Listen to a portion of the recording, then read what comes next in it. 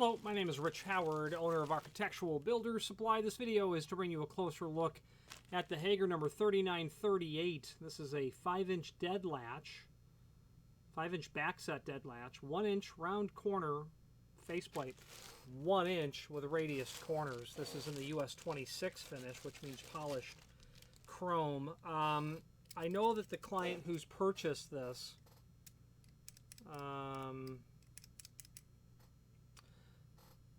it's unusual. This client has a lock from some other manufacturer. It's an electronic deadbolt. And based on their study and their review, they have concluded that this latch bolt ought to work with that other manufacturer's lock. I'm normally an optimistic person, but not in this case. I find that a starter from a Ford, while it does the same job, doesn't fit onto a Chevy. But the latch bolt's so inexpensive, the client was very, very flexible enough to realize, well, it's worth the shot. We'll give it a try. 5-inch backset. So backset is defined from the edge of the door to the center of the crossbar hole. When you're defining backset, though, backset depends on backset doesn't depend on anything. How you measure backset depends on the treatment to the edge of the door, whether it be square or beveled or radiused or rabbeted. The backset is measured from the center of the thickness of the door to the center of the crossbar. So if you've got a square edge door, you can hook your tape measure on inside or outside of the door and you'll get to 5-inch regardless. But if you do that with a beveled edge door, you'll get your pencil mark in a different location. Just be mindful of it. You're measuring for 5-inch backset. There isn't going to be a 4 7/8 or a 5 3/32 dimension is the bottom line. This is going to be intended for use on their 3600 series, and this is permitted for use on fire doors. It has the label on it here. There are images down below which I'll show you about this more in a moment. The dimensional properties are 2 1/4 tall, typical, 1 inch wide, typical. Radiused corners, that's 1/4 inch radius. There's a peel away protective film here. Well, it's supposed to be US26 polished chrome, but that's more of a dull brushed finish. Hager probably does not make this in US26. True US26 would be my guess, and that's why they would send a latch bolt like this. Deadlocking. So I can always push that latch in, but when this is properly installed, that deadlocking tab right there will be held in, and then I can no longer push that latch bolt in. That not only provides the security over the opening, meaning you can't just Lloyd the latch bolt and push it in, but it absolutely is a direct design reason that is responsible for this lock with this latch bolt having passed the fire test. If you didn't have that deadlocking capability, or that latch bolt can't be pushed in, this latch bolt would probably not pass a fire test. Although I'm going to walk that back a bit, because you can install passage sets on fire doors. And I know that some passage sets require a deadlocking latch bolt. If you're doing work on fire doors, here's how we'll solve this, because I'm not sure if it has to be deadlocking. If you're doing work on fire doors, you may know that every piece on that hardware has to be compliant with the fire rating requirements, listed or labeled hardware. So if you're buying a passage set and assuming it's available as a UL listed unit, it will come with the proper hardware for that requirement. So it may be deadlocking, and I'm thinking it likely is. We'll include a couple of screws. These are combination machine wood screws that will allow you to install that easily into a machine, into a metal or a wood frame. Available in different finishes, your brass, your bronze, your chrome, oil rubbed probably. Let's switch to the screen view and let's take a closer look at some of the supporting documentation. If you are enjoying this video, please click thumbs up or like, and also please consider subscribing to our channel. Let's move on to the rest of the video. Okay, here's the item that we are indeed looking at. Let's take a look at some photos, speaking of looking at. There's the packaging, outside of the packaging, a side view, so to speak. That's where that spindle's going to run through there. This would be called a tubular lock. The type of construction of this lock would be called tubular. There's the faceplate. It'll have a capital letter F. That means that this has been tested in compliance with positive pressure testing criteria on a fire door. That's good. Has the UL stamp because that's required for fire doors. We have another short series of images to look at. Your label that makes it visually permissible for use on a fire door, which you get on the face of the latch bolt anyway. You don't have to remove the lock from the door to know that this is approved for a fire rated application. You can see it on the face of the latch bolt. That's pretty typical. But customers will call us and say, hey, I need one of them 5BZ1 latch bolts. What? Who makes that? Oh, it says right on there. And, you know, we don't have a database that ties this information back to the fact that this is a 3938 latch bolt. So sometimes we have to dig a little deeper. Well, it says Hager on the edge. Oh, now we're getting somewhere. And then your screws, flat undercut head is what we're showing you there. The undercut is right here. That allows this flathead screw to sit flush into an otherwise thin piece of material. Extended description information here. For all keyed functions in the 3600 series, it's 1/4 inch radius corner. Now we've got a 3600 series product catalog. Before we take a look at that, let's take a look at the other finishes that are listed. US 10 for satin bronze, 10B for oil rub bronze, 26 polished chrome, or so they say, 26D for satin chrome, US 3 for polished brass, US 4 for satin brass. I guess what I'm saying is, if you have a polished or a satin chrome, they're going to send a satin latch. If you have a polished brass or a satin latch, they're probably going to send a polished brass or a satin brass lock. They're probably going to send a polished brass latch bolt. So of the 6 that are listed here, there may only be 4, and there may, you know,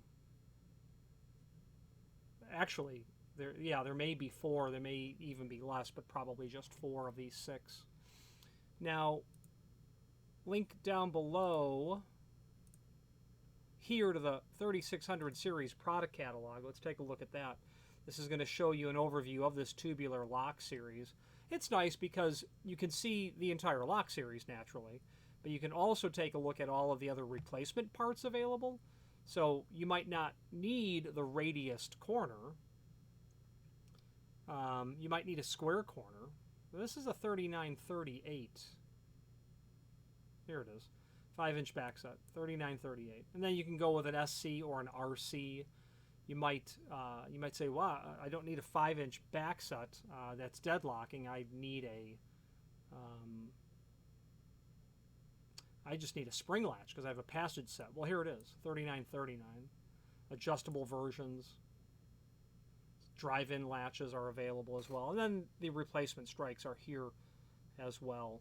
If you're putting this onto a steel door that's prepped for an 1 1/8" wide edge prep, you'll need a 3959, which will convert the 1-inch requirement on the faceplate. You'll want a square corner if you do that to the 1 1/8" prep. Okay. Now, there's also a link below this video, as seen here, to the manufacturer's page. When we click on that, we'll be able to pull up the manufacturer's page. We'll be able to review not only all of the Hager products we sell by means of this horizontal navigation, but also a link to the manufacturer's website, as well as a link to the full product catalog. Other encyclopedic documents are here as well, such as the Hager Keying Service Manual, and then the Hager Cylinder Cores and Keying Catalog are here as well.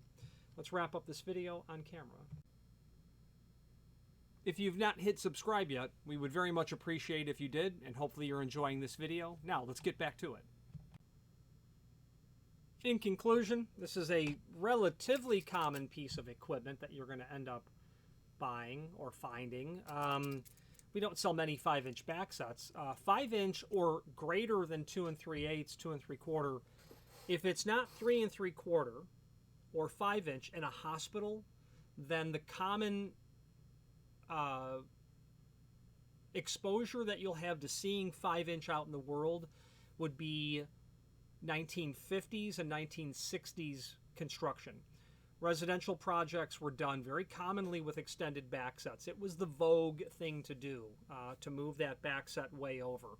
5-inch, or even as far as like to the center of the door. That's not uncommon either. Schlage and all other lock manufacturers had extended backset options available because, again, it was very popular. And one other thing that they did was installed very beautiful escutcheon plates underneath the hardware itself. And in order to fit these large 12-inch diameter escutcheons, you needed to move that lock way over. One downside of those extended backsets is that they were generally, because you're stacking so many links together to achieve, they weren't tubular like this, they were cylindrical, so you would stack links on top of each other, next to each other in series. It would make turning that knob a little more difficult because there's a lot of spring that you're pulling back.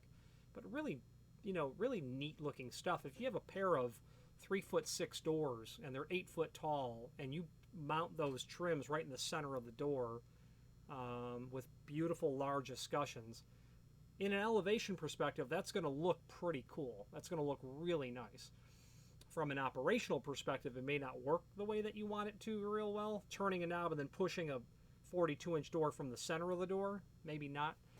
But hey, it was very popular. On the Schlage manufacturer's page, and I only mentioned Schlage because Hager's not known for that stuff. Locks in the mid 20th century.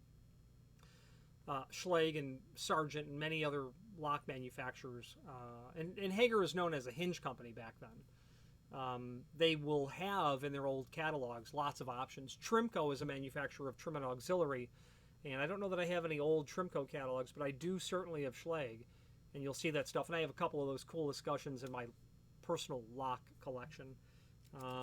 Now, if you're seeing 5-inch backset and it's in a commercial setting, it's going to be in a hospital.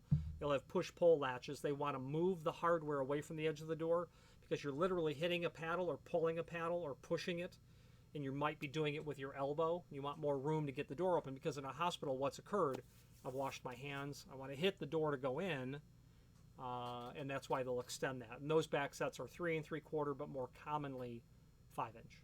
So anyway, this is clearly a residential application. Now, this person who ordered this latch, in the hopes that it will work, and I very much hope that it does work, is identical to another client that I had earlier this year.